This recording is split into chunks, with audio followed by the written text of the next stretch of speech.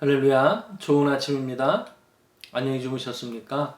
오늘도 우리와 함께 하시는 주님으로 인해 모든 상황에서 평강을 누리시는 성도님들 되시기를 간절히 바랍니다. 오늘 우리에게 주신 말씀은 역대하 13장 1절에서 12절까지 말씀입니다. 역대하 13장 1절에서 12절까지 말씀입니다. 여로보암 왕 18째 해에 아비야가 유다의 왕이 되고 예루살렘에서 3년 동안 다스리니라. 그의 어머니의 이름은 미가야요 기브아 사람 우리엘의 딸이더라. 아비야가 여로보암과 더불어 싸울새 아비야는 싸움에 용감한 군사 40만 명을 택하여 싸움을 준비하였고 여로보암은 큰 용사 80만 명을 택하여 그와 대진한지라. 아비야가 에브라임 산중 스마랴임 산 위에 서서 이르되 여로보암과 이스라엘 무리들아 다 들으라. 이스라엘 하나님 여호와께서 소금 언약으로 이스라엘 나라를 영원히 다윗과 그의 자손에게 주신 것을 너희가 알 것 아니냐. 다윗의 아들 솔로몬의 신하 느밧의 아들 여로보암이 일어나 자기의 주를 배반하고 남봉꾼과 잡배가 모여 따름으로 스스로 강하게 되어 솔로몬의 아들 르호보암을 대적하였으나 그때 르호보암이 어리고 마음이 연약하여 그들의 입을 능히 막지 못하였었느니라. 이제 너희가 또 다윗 자손의 손으로 다스리는 여호와의 나라를 대적하려 하는도다. 너희는 큰 무리요 또 여로보암이 너희를 위하여 신으로 만든 금송아지들이 너희와 함께 있도다. 너희가 아론 자손인 여호와의 제사장들과 레위 사람들을 쫓아내고 이방 백성들의 풍속을 따라 제사장을 삼지 아니하였느냐? 누구를 막론하고 어린 수송아지 한 마리와 수장 7마리를 끌고 와서 장립을 받고자 하는 자마다 허무한 신들의 제사장이 될 수 있도다. 우리에게는 여호와께서 우리 하나님이 되시니 우리가 그를 배반하지 아니하였고 여호와를 섬기는 제사장들이 있으니 아론의 자손이요 또 레위 사람들이 수종들어 매일 아침 저녁으로 여호와 앞에 번제를 드리며 분향하며 또 깨끗한 상에 진설병을 놓고 또 금 등잔대가 있어 그 등에 저녁마다 불을 켜나니 우리는 우리 하나님 여호와의 계명을 지키나 너희는 그를 배반하였느니라. 하나님이 우리와 함께 하사 우리의 머리가 되시고 그의 제사장들도 우리와 함께하여 전쟁에 나팔을 불어 너희를 공격하느니라. 이스라엘 자손들아 너희 조상들의 하나님 여호와와 싸우지 말라. 너희가 형통하지 못하리라. 아멘. 이 말씀은 살아계신 하나님께서 우리에게 주신 은혜의 말씀입니다. 아멘. 남유다의 르호보암의 아들 아비야가 지금 왕이 된 기사입니다. 아마 오늘 기쁨의 언덕에는 14장으로 나와 있지만 이 13장을 꼭 우리가 묵상하면 좋을 것 같아서 본문을 정했습니다. 이제 르호보암의 아들 아비야가 왕이 되었고 여로보암도 이제 한판 붙어보자. 그래서 아비야가 왕이 된 지 3년 만에 이 남유다와 북이스라엘이 전면전을 하게 되는 기사입니다. 이 남유다와 북이스라엘이 다른 길을 걷게 되는 모습에 아주 중요한 기로다라고 하는 것을 볼 수 있는 것이 13장의 말씀입니다. 남유다의 군사는요 40만이었고요. 북이스라엘의 군사는 80만 명이었습니다. 숫자로 보면 딱 2배였다라고 하는 것입니다. 그런데도 남유다의 왕 아비야는요 그 숫자에 개념치 않습니다. 담대하게 스마라임 산 위에 서서 하나님을 의지하며 이렇게 선포하고 있는 모습을 오늘 본문에서 말씀하여 주고 있습니다. 여호와께서 우리 하나님이시다. 그러니 너희는 여호와 하나님과 대적하여 싸우지 말아라. 너희가 형통하지 못할 것이다. 12절에 담대하게 선포하고 있는 모습을 볼 수 있더라고 하는 것입니다. 그리고요 그 결과도 아주 대승을 거둡니다. 이 전투로 인해 여로보암은 이 전투로 인해서 다시는 회복하지 못하는 큰 타격을 입게 됩니다. 여호와 하나님을 의지하여서 강성한 나라를 세웠다. 남유다가 그런 길을 걸었다라고 하는 것이 오늘 본문의 말씀입니다. 이 말씀을 보니까요 하나님과 함께 한다는 것이 너무 좋구나 하는 생각이 들더라고 하는 것입니다. 사랑하는 성도 여러분, 우리는 믿는 구석이 있는 사람이다. 라고 하는 것을 늘 기억하시고 오늘 하루 하나님을 믿고 담대하게 하루를 살아가시는 성도님들 되시기를 간절히 바랍니다. 여호와 하나님이 우리의 하나님이시다. 이런 고백을 할 수 있는 하루가 되시기를 간절히 바랍니다. 예전에 한국에 로또라고 하는 복권이 처음 나왔을 때가 있습니다. 광고를 아주 대대적으로 했지요. 거기에 보니까 이제 어떤 한 평범한 한 분을 세워서 힘겹게 회사 다니는 모습을 처음에 보여주는 그런 광고였습니다. 아침에 출근을 하는데요. 집에 아이들이 필요한 것도 많습니다. 이것도 필요하다, 저것도 필요하다. 또 막 잔소리를 듣고 있다가 겨우 이제 정신없이 출근을 이제 하게 되는 것입니다. 출근을 하려고 아침에 버스를 타고 출근하는데요. 아유, 버스가 얼마나 사람이 많은지, 만원 버스에서 이리 치이고 저리 치이면서 콩나물 시루 같은 버스다 이렇게 얘기하지 않습니까? 그게 출근을 하는 것입니다. 회사에 갔더니 또 업무가 얼마나 많습니까? 또 상사의 꾸중도 듣고 업무가 많아서 업무에 치이면서 아주 피곤하게 하루를 보내는 것입니다. 또 야근까지 합니다. 피곤하게 그래서 집으로 돌아가는 한 직장인의 일상을 보여주는 그런 광고였는데요. 그런데 그 직장을 다니는 그분이요, 계속 똑같은 표정을 짓고 있는 것입니다. 삶이 너무 힘든데, 삶의 여러 가지 일들이 계속 자신을 힘들게 하는데 그 표정이 일그러지지 않고 환하게 웃고 있는 그런 일관된 표정을 짓고 있는 것입니다. 근데 그 마지막에 안주머니를 이렇게 하면서 손을 대고는요, 아, 내가 뭔가 믿는 구석이 있다. 이런 표정을 짓는 것입니다. 그게 이제 로또를 사고 내가 이 로또만 맞으면 인생 역전이다. 뭐 그런 표정으로 힘든 일상을 행복한 표정으로 지낸다. 그런 컨셉의 광고였던 것 같습니다. 사랑하는 성도 여러분, 우리의 평소의 표정은 어떨까요? 우리는 무엇을 믿고 얼굴에 표정을 짓고 살아가고 있는 것일까요?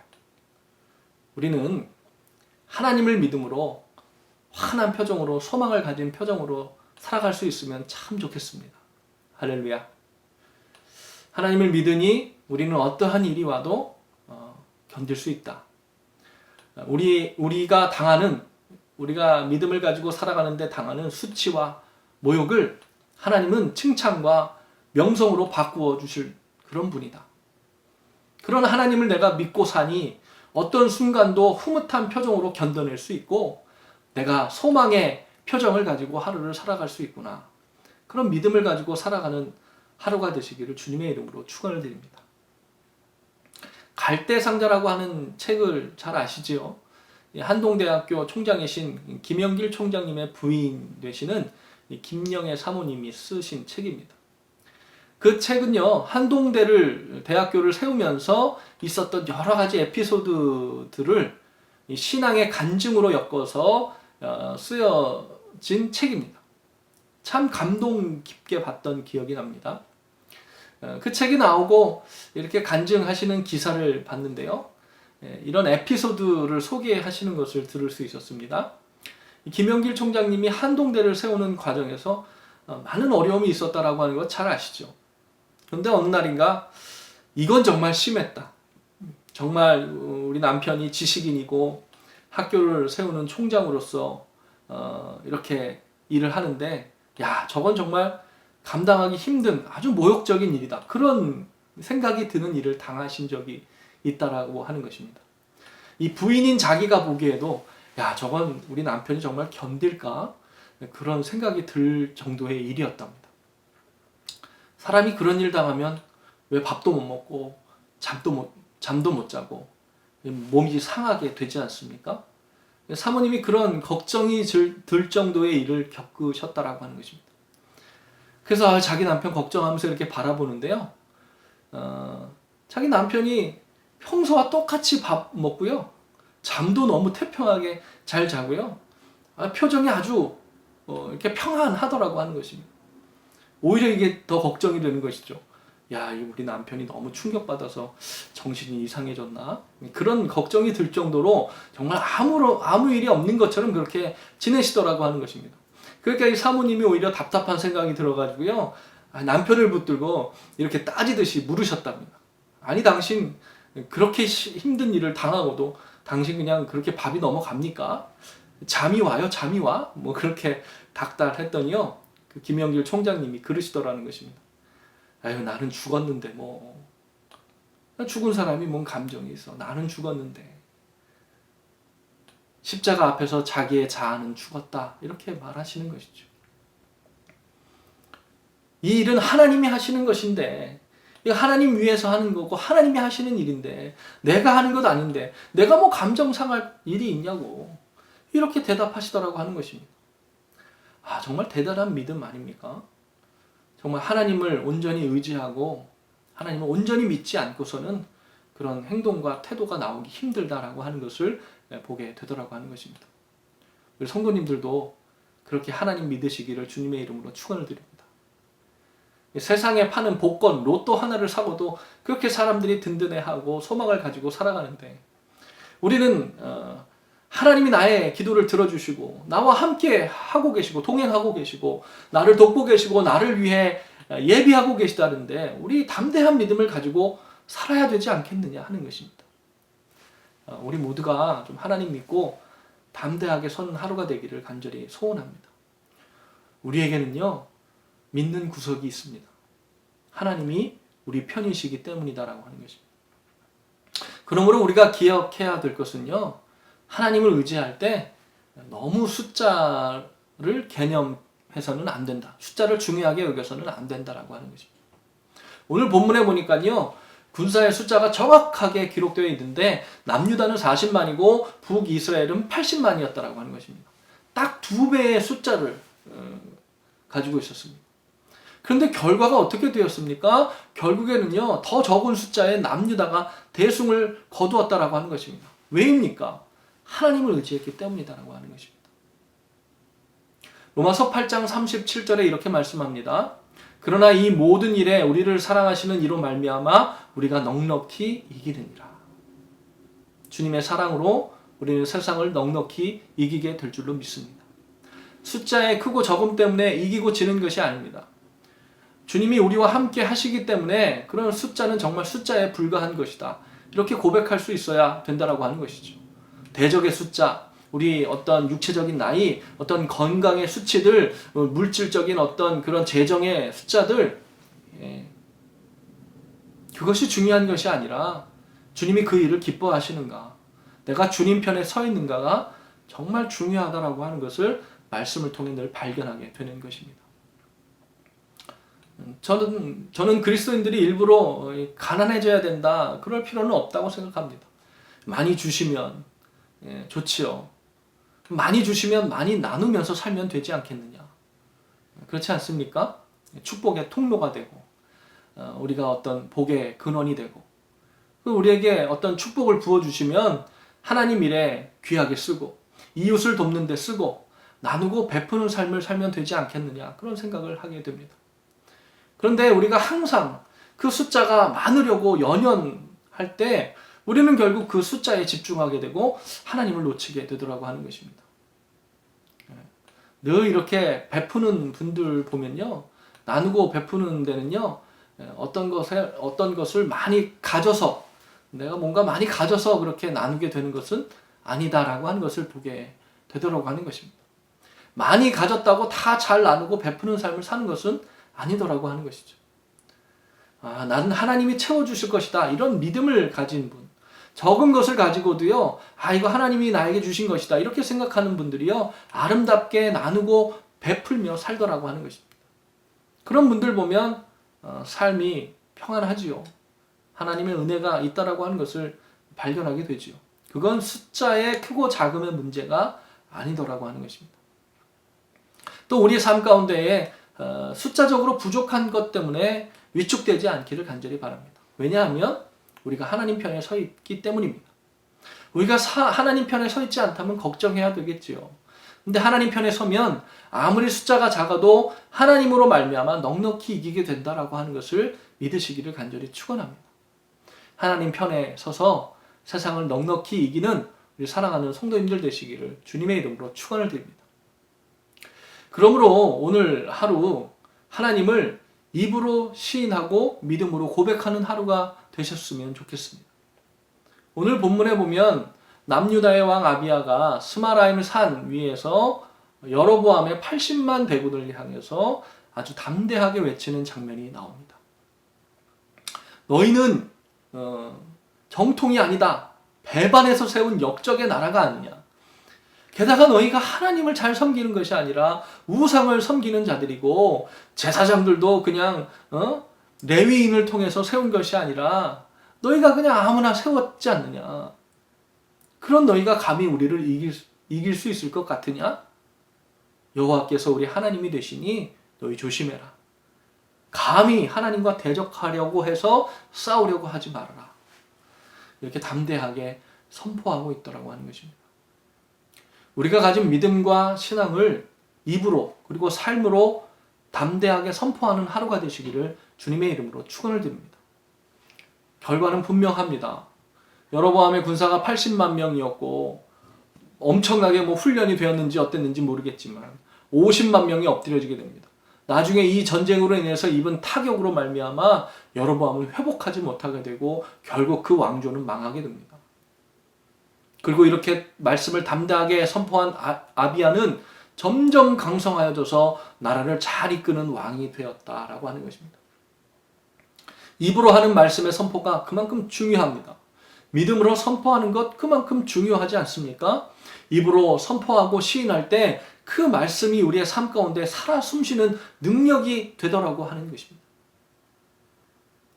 에스겔서 37장 여러분 잘 아시죠? 에스겔 골짜기의 마른 뼈의 환상입니다. 거기에 아주 많은 뼈들이 있었지요. 하나님이 에스겔 선지자에게 묻습니다. 이 뼈들이 살아날 수 있을 것 같으냐?